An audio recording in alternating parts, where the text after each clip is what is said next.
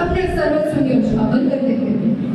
ये कहानी है एक ऐसे व्यक्ति की जिसका जीवन केवल 2 शब्दों ने बदल दिया, वंदे मातरम। 14 अगस्त 1947 रात 12 बजे आधी रात का समय था। पूरा देश एक ऐसे सवेरे की प्रतीक्षा कर रहा था जिसका सपना पीढ़ियों ने देखा। वंदे मातरम, वंदे मातरम, भारत माता की जय, भारत माता की जय। राज बहादुर श्री सोमनाथ महापात्र की नींद टूट जाती है।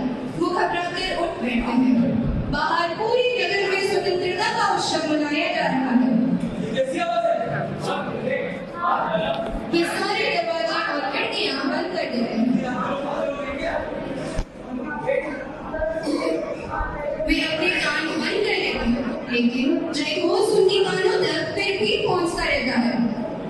चुप करो, मैंने कहा बंद करो। मुझे सुना नहीं सुना। विक्रोल में सारी खिड़कियां खोल देते हैं। सूर्य तूफान की तरह घर के भीतर आता है, लेकिन उनकी आंखों में पहली बार डर दिखाई देता है।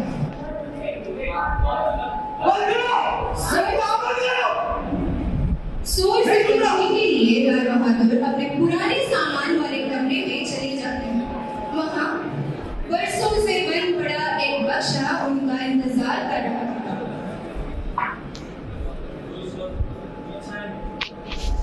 वे बक्सा खोलते हैं और वरुण की पुरानी तस्वीर निकालते हैं।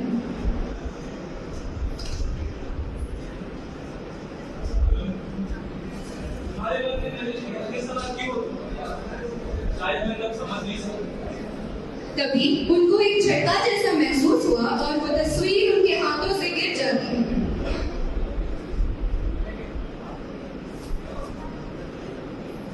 वे तस्वीर वापस रखते हैं और एक पुराना पुरस्कार पत्र निकालते हैं और वो उसे पढ़ने लगते हैं।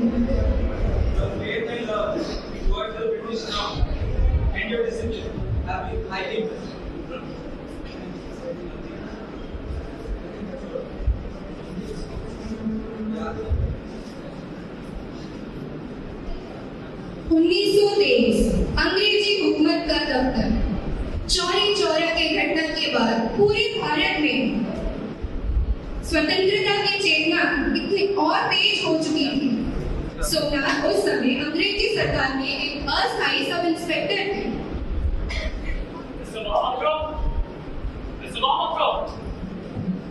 Where is this bloody Indian? Yes, sir. Right, the body declined with the high. Sorry, sir. वैसे क्या गांव के लोग सारे पे लगा दे रहे हैं? Yes, sir. अधिकांश लोग दे रहे हैं, sir.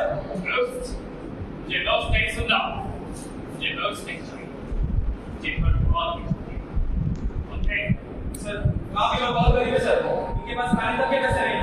that should be enough of concerns. Your concern will be obeying honest and informing. Understand? Yes, sir.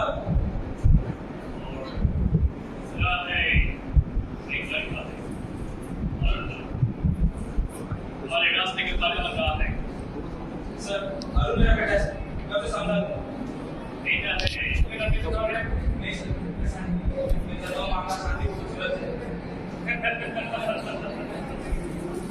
You Indians and your child believe good luck किसके लिए काम करते हैं और ये मजबूत कि अंग्रेज हुकूमत के काम करेगा और एक बंदा दुश्मन है एक हुकूमत नहीं करता मैं ना कोई कहता sir not for me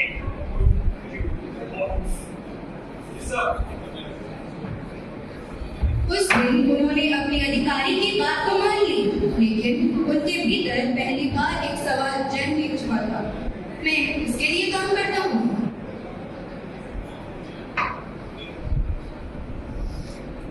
Arun, Arun, तुम अंग्रेज सरकार के खिलाफ जाकर बहुत बड़ी भूल कर रहे हो। क्षमा कीजिए पिताजी, पर गलती अपने देश को आजाद जीतने की इच्छा गलती है। ये हमारा अधिकार है, ये भारत की पुकार है। क्या आप मानते नहीं है? सरकार के खिलाफ जाने का मतलब समझते हो? जेल, सजा और मौत तक हो सकती है। मौत के डर से जीना भी कोई कोई जीवन नहीं है। अच्छा, ये सब तुम्हारे लिए कहना आसान है। घर की जिम्मेदारी हो क्या? अपनी पत्नी का क्या, अपनी माँ का क्या? मैं उन्हें छोड़ना नहीं चाहता, लेकिन अगर हम सब अपने घर की चिंता में चुप हो जाए तो देश को कौन बचाएगा? मैंने तुम्हें पढ़ाया लिखाया क्यों? ताकि तुम समझदार बनो, विद्रोही नहीं। आपने मुझे पढ़ाया है, इसलिए तो सवाल पूछना सीखा है। बस ये मेरा आदेश है। अन्यायपूर्ण आदेश है, कभी स्वीकार नहीं करूंगा। ये क्या कर रहे हो? वो तुम्हारा बेटा है।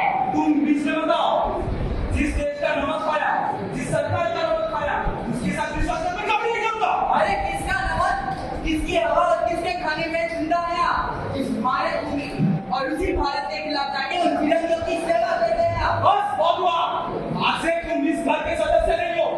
निकल जाओ, अभी क्या निकल जाओ।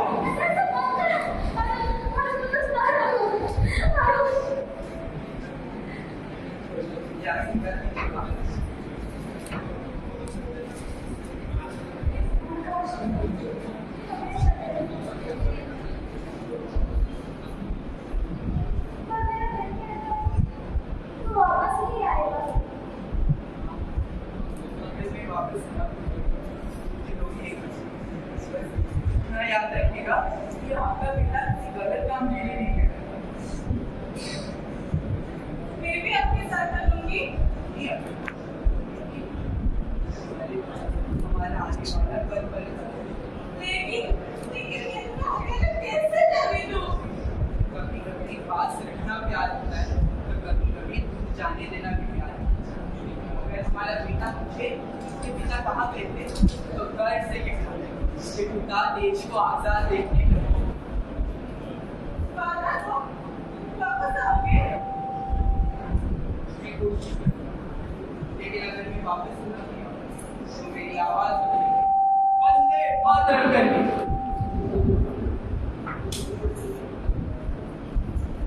कुछ दिनों बाद अंग्रेज अधिकारी ने सोमनाथ को आदेश दिया कि एक बड़ा क्रांतिकारी समूह थाने पर प्रदर्शन करने वाला है। उसे रोकने की जिम्मेदारी सोमनाथ की थी। Yes, sir. आज अंग्रेज के हमारे कांस्टेबल से बहुत बड़ा सवाल। Yes, sir. तो संभालने की use both verbs in state. Right? Yes, sir. Good luck. कुछ ही देर में हजारों लोग थाने के सामने जमा हो गए। वंदे मातरम, वंदे मातरम, भारत माता की जय, भारत माता की जय। मत डरो भाइयों, आजादी मांगना कोई अपराध नहीं है। जिस देश को सोने की चिड़िया कहा जाता था, आज उसी के पास खाने के लिए खाना नहीं है, पीने के लिए पानी नहीं है, पहनने के लिए कपड़े नहीं है। अगर आज हम आवाज नहीं उठाते हैं तो कल को हमारे बच्चे भी इस अंधकार में खो जाएंगे और इस अंधकार से हम रोशनी दिखा कर रहेंगे। वंदे मातरम, वंदे मातरम। आज तुम लोग एक आवाज बंद कर सकते हो तो कल और आएंगे। एक अरुण मर सकता है तो कल और अरुण जन्म लेंगे। वंदे मातरम, वंदे मातरम, वंदे मातरम। भारत माता की जय, भारत माता की जय। हम आजादी लेके रहेंगे, लेके रहेंगे, लेके रहेंगे। वंदे मातरम, वंदे मातरम, वंदे मातरम। हम आजादी लेके रहेंगे, लेके रहेंगे, लेके रहेंगे। आज मैं मर सकता हूँ, कल और हजार जरूर आएंगे। वंदे मातरम, वंदे मातरम, वंदे मातरम।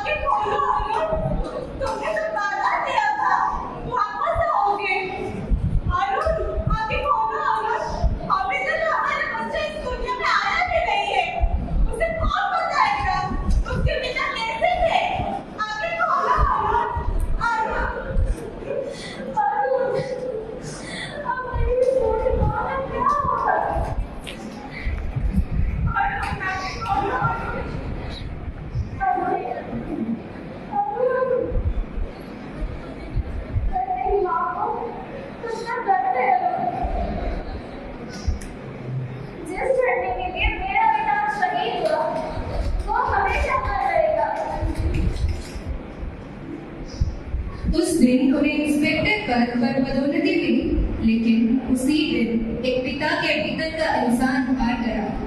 एक माँ ने अपना बेटा खोया, एक पत्नी ने अपना पति खोया और एक अजन्मे बच्चे ने अपने पिता को देखने का अधिकार खो दिया।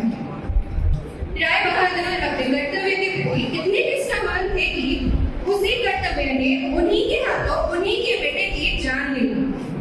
लेकिन इसका मतलब यह नहीं था कि वो भारत की आजादी नहीं चाहते थे। शायद वो अपने देश और कर्तव्य के बीच का फर्क समझ ही नहीं पाए। अरुण ने अपने प्राण दे दिए, लेकिन यह कहानी यही खत्म नहीं होती। एक अरुण गया, हजारों अरुण उठ खड़े हुए। इन आजादी की राहों में लाखों बलिदानों की सांसें थी, कितनी ही माताओं की आंसू थे, उन पत्नियों की अनगिनत प्रतीक्षाएं थी और वो बच्चों का अधूरा बचपन था। और उन्हीं शहीदों के रक्त से सींची गई इस धरती पर आज हम एक आजाद भारत के नागरिक बनकर सांस ले रहे हैं। क्योंकि देश से बड़ा कोई पद नहीं, मातृभूमि से बड़ी कोई उफ़्फ़त नहीं, और आने वाली पीढ़ियों को स्वतंत्र सांस देने से बड़ा कोई बलिदान नहीं। जय